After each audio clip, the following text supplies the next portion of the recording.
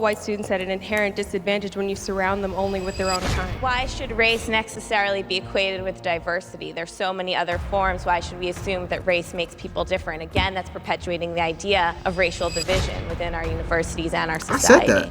I said that. This is such a weird time.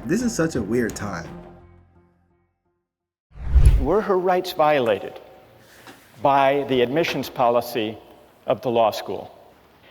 How many would rule for the law school and say that it was just to consider race and ethnicity as a factor in admissions? Wow, that's a lot of How hands. many would rule for Cheryl Hopwood and say her rights were violated? It's less hands. So here we have It's a still a pretty lot. even split. All right, now I want to hear from a defender of Cheryl Hopwood. Yes. You're basing something on that's an arbitrary factor. You know, Cheryl couldn't control the fact that she was white or not in a minority. And therefore, you know, it's not as if it was like a test score that she worked hard to try and show that she could, you know, put that out there, you know, that she had no control over her race. Good. And what's your name? Bree? Okay, Bree, stay right there. Now let's find someone who has an answer for Bree. Yes. There are discrepancies in the educational system, and majority of the time, I know this in New York City, the schools that minorities go to are not as well funded, are not as well supplied as white schools. And so there is going to be a discrepancy naturally between minorities and between whites if they go to better schools, and they will not do as well on exams because they haven't had as much help because of a worse school system. So Let me just interrupt you to tell me your name. Anisha. Anisha, you're pointing out that minority kids may have gone, in some cases, to schools that didn't give them the same educational opportunity as kids from affluent families. Yes. And so the test scores they got may actually not represent their true potential. Because they didn't receive the same kind of help that they might have received had they gone to a school with better funding. All right. Anisha has raised the point that colleges still should choose for the greatest academic scholarly promise, but in reading the test scores and grades, they should take into account the different meaning those tests and grades have in the light of educational disadvantage in the background. I actually agree with that. I think colleges should take into the meaning that certain grades have on the back, like take into the nuance that grades have. For example, if this student is from an impoverished area, but they still got high grades, that student is probably very exceptional. Let's be honest. It's the truth. If this student was able to go through a struggle and they were still able to come out on top, they're probably a very exceptional student. Rather, if you have another student who basically had private tutors who went to the best schools, but they performed lower than they probably should have given all their resources, they probably aren't as academically inept as the other student. However, affirmative action in itself, and this is not me arguing for or against affirmative action, I'm just saying what it is. It doesn't automatically do this. Affirmative action specifically looks at race. It doesn't look at these struggles exactly. And that's what I'm trying to get across. So her point, yeah, their point makes sense. But affirmative action in itself does not do that. It looks at race. And you're basically implying that minorities, in this case, it would be black people or African Americans.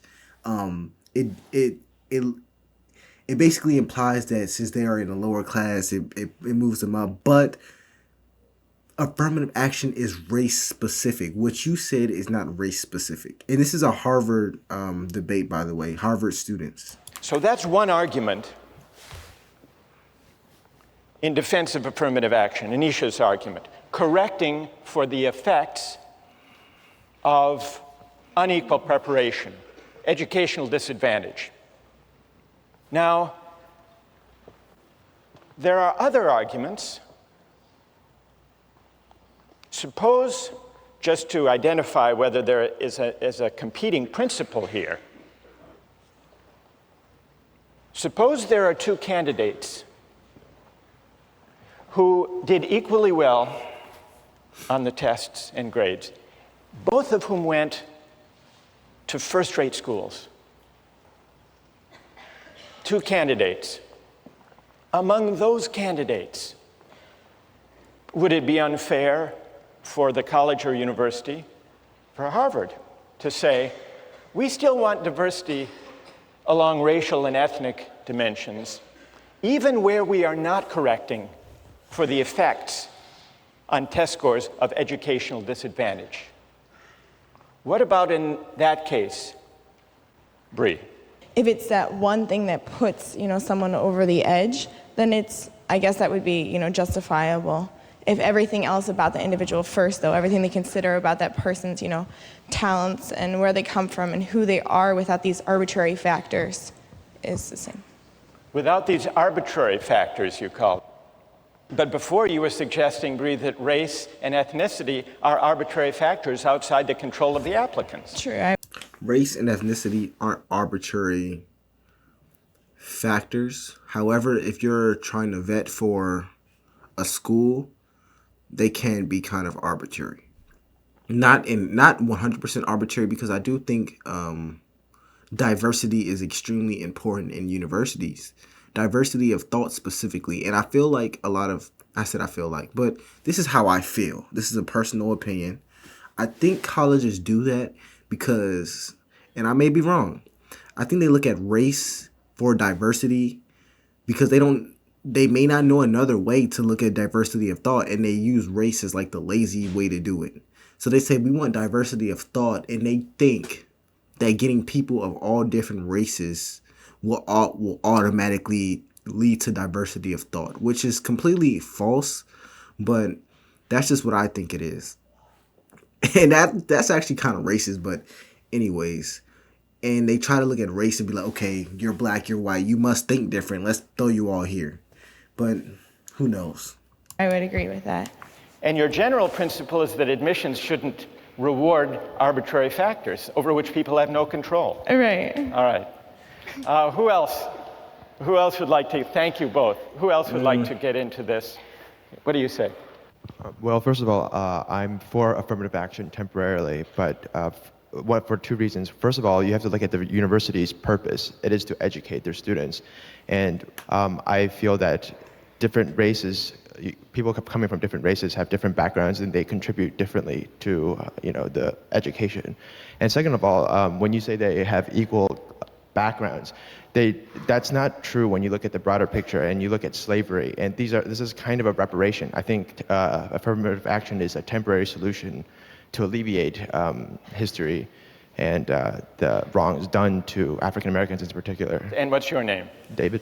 David, you say that affirmative action is justified, at least for now, as a way of compensating for past injustice, the legacy. I completely disagree with that. And the reason I say I disagree with affirmative action being a remedy for racism is because if you look at the college rates within the African American community, they aren't steadily going up because of affirmative action. So if you see the college rates in the African American community aren't steadily going up, how could this possibly be a remedy for slavery? If you are a system and you said, you are the system, you say, okay, we're going to do this because of slavery. We're going to do this as a reparation to better this community. That's your line of reasoning. And you see that is literally not bettering a community. The rates are going down. Why would you continue to do it? Do y'all get what I'm saying? And I'm not trying to argue with this young man and say, oh, you don't know what you're talking about. I'm just saying that argument in itself is kind of wrong. It's not right. And if it is right, if they're actually saying, you know what, let's look at affirmative action as a reparation, why isn't it African American specific? Remember, they changed it. It was for black people in general. And now they changed it to now they want to know your nationality in terms of saying, are you Nigerian American? Or if you're from Africa, you're still considered African American. But in the terms of this conversation, I'm referring to African Americans as your ancestors may have had history within American slavery. But if you're Nigerian American or you're from Ghana and you're American, they changed it to where they want to know your nationality now. But beforehand, you are benefiting from affirmative action. Also, if you are a rich black person, you are also benefiting from affirmative action. And if your family made more than the average income of white people and you were still black, you were still benefiting from affirmative action. So it's just kind of I don't really like that argument, but let's continue. See of slavery and segregation. Right. Who wants to take on that argument? We need now a critic of affirmative action. Yes, go ahead. I think that what happened in the past has no bearing on what happens today, and I think that discriminating based on race should always be wrong, whether you're discriminating against one group or another. Just because our ancestors did something doesn't mean that that should have any effect on what happens with us today. All right, good. I'm sorry, your name is? Kate? Kate. All right, who has an answer for Kate? Yes. I just wanted to comment and say that... Tell us your name. My name is Mansour.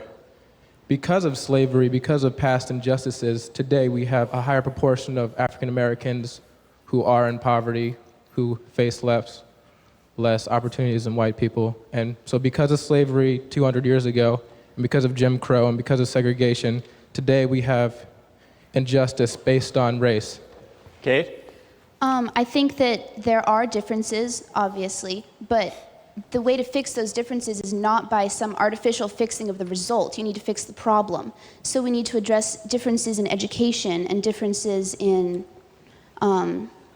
upbringing with programs like Head Start and giving more funding to lower income schools rather than trying to just fix the result so it makes it look like it's equal when really it isn't. Yes. Well, with regard to affirmative action based on race, I just want to say that white people have had their own affirmative action in this country for more than 400 years. It's called nepotism and quid pro quo. So there's nothing wrong with correcting the injustice and discrimination that's been done to black people for 400 years. Good. Tell us your name. Hannah? Hannah. All right, who has an answer for Hannah? And just Hannah's very passionate about this. I like the passion. She said white people have had their own affirmative action for 400 years in America. What I would say to this in regards to this specific argument, they try to base affirmative action as a benefit for a benefit for black people, my apologies, and like a detriment for white people. However, affirmative action doesn't hurt white people the most. It hurts Asian people the most, according to just raw numbers and data. So when you have these type of arguments and you're presenting your stance on it, when you say, "Oh, white people have had their affirmative action for 400 years," have Asian people had their affirmative action for 400 years? And the reason I'm saying this, not because I'm anti-affirmative action or anti-this, I'm just being honest. If you look at raw numbers, Asian people benefit the least in terms of applying to Ivy Leagues for affirmative action. So if you're going to fight against it, it's not really fair to go at white people, because in this race, they're not even the ones who are hurting the most. You go at white people because that's the easiest to go at in terms of these discussions. You're not going to say anything about Asian people because they get the least from it. But when you bring them up in this discussion, it's a little harder to be like, "Oh yeah, I'm pro affirmative action," because you're like, well, they weren't owning no slaves 400 years ago. It's harder. They weren't even in America 400 years ago, I believe. I don't know exactly. I'm an engineer. I'm not. But it's kind of like you're nitpicking your argument. I hope y'all get what I'm saying. But let's continue. Just to add to Hannah's point, because we need now someone to respond. Hannah, you could have also mentioned legacy admission. Exactly. I was going to say, if you disagree with affirmative action, you should disagree with legacy admission, because it's obvious from looking around here that there are more white legacies than black legacies in the history of Harvard University. And explain what legacy admissions are. Well, legacy admissions is giving an advantage to someone who has an arbitrary privilege of their parent having attended the university to which they're applying. All right. So, a reply for Hannah. Yes. In the balcony. Go ahead. First of all, if affirmative action is making up for past injustice, how do you explain minorities that were not historically discriminated against in the United States who get these advantages? In addition, you could argue that affirmative action perpetuates divisions between the races rather than achieve the ultimate goal of race being an irrelevant factor in our society. And tell us your name. Danielle? Hannah? I disagree with that because I think that by promoting diversity in an institution like this, you further educate all of the students, especially the white students who grew up in predominantly white areas. It's certainly a form of education to be exposed to people from different backgrounds, and you put... Not to cut her off, but I will say affirmative action, and I'm not arguing against it. I'm just saying what I view. It does perpetuate prejudice. It perpetuates prejudice against African American minorities. Hear me out. Because when you have affirmative action and it's something strong and you see it happening in society where test scores are lowered for African Americans, or you don't have to have the higher grades for African Americans. When you have these rules and restrictions, not restrictions, but you have these rules and you see black people in these higher schools or pursuing higher education, people are going to think, because I've heard this online and I disagree with these takes, that, oh, you don't deserve to be here. Oh, you ever heard the phrase diversity hire or diversity quota? You're going to hear these phrases and it is very disrespectful to people who are black, who are African American, who did work super hard to get there, who did grind every day, who was studying all night, who got them scores, who did everything in their power to get to that level. And then you hear other people say, oh, you're only there because you're black. And the only reason they're even able to say that is because when you look at affirmative action, they're like, yeah, they lowered the standard for you. They literally lowered the standard. And I'm not saying I agree with this premise, but that's what's being said. That's what's being said in these schools. And you're trying to act like peer pressure or this type of bullying doesn't exist, but it does. So when you have these discrimination rules or these different nitpicking rules, that's what goes around. But anyways, let's continue. White students at an inherent disadvantage when you surround them only with their own kind. Why should race necessarily be equated with diversity? There's so many other forms. Why should we assume that race makes people different? Again, that's perpetuating the idea of racial division within our universities and our society. I said that. With regard to African American people being given a special advantage, it's obvious that they bring something special to the table because they have a unique perspective, just as someone from a different religion or socioeconomic background would as well. As you say, there are many different types of diversity. There's no reason that racial diversity should be eliminated from that criteria. Yes, go ahead. Racial discrimination is illegal in this country, and I believe that it was African American leaders themselves, when Martin Luther King said he wanted to be judged not on the color of his skin, but by the content of his character, his merit, his achievements. And I just think that to decide solely based on someone's race is just inherently unfair. I mean, if you want to correct based on disadvantaged backgrounds, that's fine, but there are also disadvantaged white people as well. It shouldn't matter if you're white, black. This is such a weird time. And I'm not saying this to come off as bigoted, but we have a young Caucasian man at Harvard going against a young, I don't know her exact race, I'm just going to say African American woman at Harvard. And the young Caucasian man is quoting Dr. Martin Luther King, while the black young woman she basically said that African Americans we had special experiences in the country. I don't necessarily know what that means, but I don't know what that means exactly. We have special experiences. I don't know. But he's 100% right. And it's like people ignore, when it comes to these admissions, they literally ignore lower class white people. They ignore them because they act like they don't exist. Like they just assume that the only way you can be broke in America is if you're black. The only way that you can face struggle in America is if you're black. And that's obviously not true. Do people really think that? I hope people don't really think that. Because yes, poor people exist. Poor white people exist. Lower class white people exist. Middle class white people exist. Not every white person walking around is just living a rich life with private school. No. And not every black person is poor. It's not come on now. Tell us your name. Ted. Ted? Yes. Think of Hopwood. It's unfair to count race or I assume you would also say ethnicity or religion? Yes. Do you think she has a right to be considered according to her grades and test scores alone? There is more to it than that. Universities need to promote diversity. And So you agree with the goal of promoting diversity?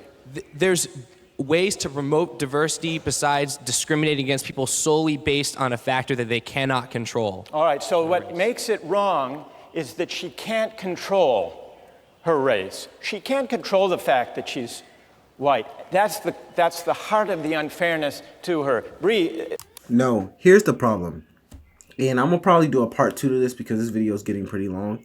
The problem is that schools such as Harvard, schools have a baseline of grades that you need. They have a baseline of test scores that you need. Every single school has this.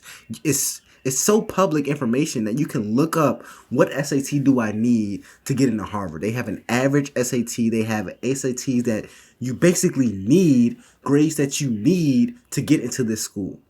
It's at this level right here. The problem is not that they're looking at diversity. The problem is that they get the grades or the SAT scores and they will lower them for a specific race or whatever. That's the problem. They have a baseline, but then they move the line back for some people and they move it forward for other people and they keep it the same for some people. I don't know. That's the problem. Rather than just keeping the line the same for everyone and then looking at diversity on top of that. That's the problem. The problem is that some people start right here. Some people start right here. Some people start all the way back here. That's the issue. And when you pretend like you don't see that, I don't know, man. But if you want a part 2 to this, comment down below. It's all for Jojo. I'll see you next time.